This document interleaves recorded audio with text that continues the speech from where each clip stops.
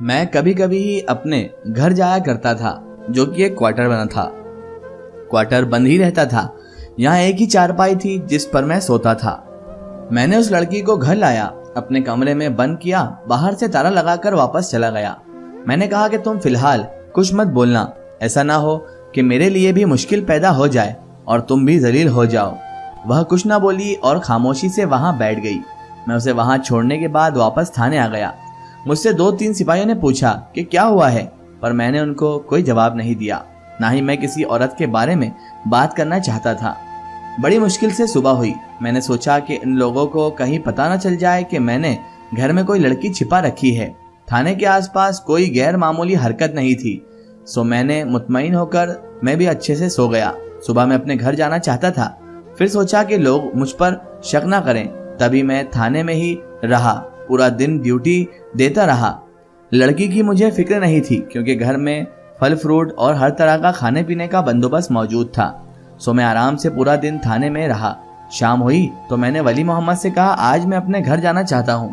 ولی محمد بھی تیار ہو گیا، بولا کہ صاحب میں بھی آپ کے ساتھ آپ کے گھر چلتا ہوں، بڑی دیر ہو گئی ہے، میں نے گھر کا کھانا نہیں کھایا۔ میں گھبرا گیا کیونکہ اگر ولی محمد میرے گھر چلے جاتا تو لفڑے ہو جاتے۔ میں نے بڑی ہی مشکل سے ولی محمد سے جان چھڑائی اور اسے کسی طرح سے راضی کیا کہ وہ میرے ساتھ گھر نہ چلے، اور میں گھر آ گیا۔ مجھے اس لڑکی کی بہت فکر ہو رہی تھی، ڈر بھی لگ رہا تھا کہ کہیں کسی کو اس بارے میں پتہ چل گیا تو مجھ پر پھر سے بہتان لگنا شروع ہو جائے گا اور لوگ مجھ پہ بہتان الزام لگانا شروع کر دیں گے۔ تبھی میں خاموشی سے ادھر ادھر دیکھنا، ہر قدم پھونک پھونک کر اٹھا رہا تھا۔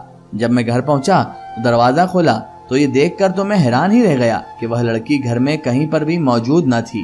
میں سوچنے لگا کہ آخر ایک ہی رات میں وہ لڑکی جا کہاں سکتی ہے، اسے تو پناہ چاہیے تھی، پھر بھی وہ میرے ہی گھر میں آ کر میرے گھر سے واپس کیسے چلے گئی؟ مجھے بتانا بھی گوارا نہیں کیا، اور سب سے زیادہ حیرت کی بات تو یہ تھی کہ اس نے یہ سب کیا کیسے، مطلب کہ وہ میرے گھر سے بھاگ کر کہیں جا کیسے سکتی ہے؟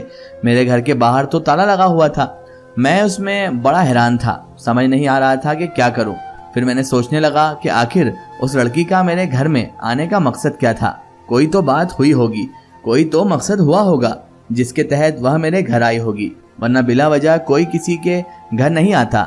اس بات سے میں پریشان بھی تھا اور میں اپنے گھر کے ہر کونے کو دیکھ رہا تھا کہ یہاں پر کوئی مشکوک چیز نہ چھوڑ گئی ہو۔ تبھی میری نظر اس گٹھری پر پڑی جو کہ ہمارے گھر کی اکلوتی چارپائی پر پڑی تھی۔ یہ دیکھتے ہی میری جان نکل گئی۔ یا اللہ، یہ کیا ہے؟ میں نے جلدی سے گٹھری کھول کر دیکھا۔ گٹھری کیا تھی؟ وہ تو ایک بچے کا جھولا تھا جس میں چھوٹا سا بچہ پھول کی طرح کھلا ہوا تھا۔ میں نے دیکھا کہ وہ مجھے دیکھ کر مسکرا رہا تھا۔ میں حیران ہو گیا، اگر بچہ اتنی دیر سے بھوکا بیٹھا ہے تو رویا کیوں نہیں؟ بچہ گورا چٹا صحت مند تھا۔ میں نے اسے سینے سے لگایا، نہ جانے کیوں مجھے اس سے بہت محبت محسوس ہو رہی تھی، مگر پھر اچانک میرے ذہن میں خیال آیا کہ کوئی اس بچے کو میرے گھر میں کیوں رکھے گا۔ میں نے فوراً ہی اپنا گھر بند کیا، بچے کو لے کر تھانے آ گیا، ولی محمد کو ساری بات بتائی۔ کہنے لگا کہ آپ کو ایسا نہیں کرنا چاہیے تھا صاحب، اب کیا پتا یہ بچہ کس کا ہے، وہ عورت کون ہو، بد کردار بھی تو ہو سکتی ہے وہ عورت، بد کردار ہو یا کردار والی، جو بھی ہو، یہ بچہ آپ کے سر کیوں چھوڑ گئی؟ کل کو اگر کوئی بات کرے گا تو کیا ہوگا؟ آپ جلدی سے یہ بچہ کسی بھی بے اولاد جوڑے کے حوالے کر دو تاکہ آپ پر سے الزام نہ آئے۔ ولی محمد کی بات سن کر میں پریشان ہو گیا تھا کیونکہ میں تو اس گاؤں میں نیا آیا تھا، بے اولاد جوڑے کو کیسے ڈھونڈتا، کیوں کر ڈھونڈتا؟ مجھے تو یہاں لوگوں کے نام ہی معلوم نہیں تھے۔ خیر میں نے یہ کام ولی محمد کے ذمے لگا دیا، وہ ڈھونڈ کے لائے گا اس جوڑے کو اور اس بچے کو انہیں دے دے گا۔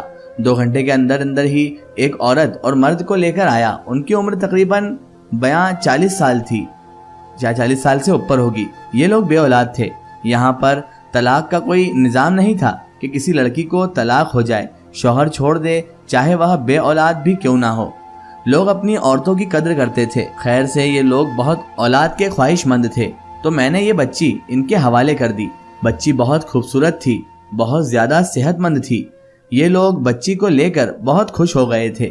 میرے بھی ذہن سے بوجھ اترا کہ چلو میں نے اس لڑکی کی مدد کی، اس کا بھی بھلا ہو گیا اور میری بھی جان چھوٹ گئی۔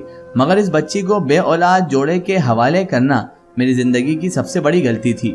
جو میں نے سوچا بھی نہیں تھا وہ ہو گیا تھا۔ رات کا وقت تھا جب مجھے تھانے میں خط موصول ہوا۔ یہ خط میرے نام تھا اور یہ تھانہ بنی سے ہی آیا تھا۔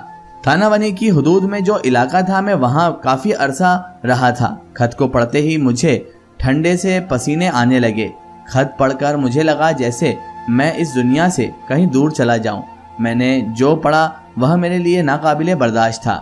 یہ اس لڑکی کا خط تھا جس کو میں نے نکاح کر کے اپنی عزت بخشی تھی۔ اس کے خط میں بے پناہ گریہ و زاری تھی۔ افسر، میں جانتی ہوں کہ تم شاید مجھے کبھی معاف نہ کرو، اپنا مجرم سمجھتے ہوگے، مگر یقین کرو اس سب میں میری کوئی خطا نہیں ہے۔ جب تم نے مجھے اپنے نکاح میں لیا تھا تو میں نے اللہ کا شکر ادا کیا تھا کہ اب میں ایک عزت کی زندگی گزار دوں گی۔ لوگ مجھے مزید ایک طوائف کی طرح برتاؤ نہیں کریں گے، لیکن یہ تو میری خوش فہمی ہی تھی۔ افسر، تم سے نکاح کے چند دن بعد ہی یہ لوگ مجھے ڈرانے دھمکانے آ گئے تھے۔ ان کے کوٹھے کی رونقیں جو ختم ہو گئی تھی، انہوں نے مجھے تنگ کرنا شروع کیا۔ تم نوکری پر جاتے تھے، یہ لوگ آ کر مجھے ڈراتے دھمکاتے، مگر میں ان کی باتوں میں نہ آتی، میں کبھی بھی دروازہ نہ کھولتی۔ تو پھر ایک دن انہوں نے تمہیں ڈرانا دھمکانا شروع کر دیا۔ اس دن میں نے سوچ لیا کہ اب میں تمہارے ساتھ نہیں رہوں گی۔ میں تو تھی ہی اس اندھیری نگری کی باسی۔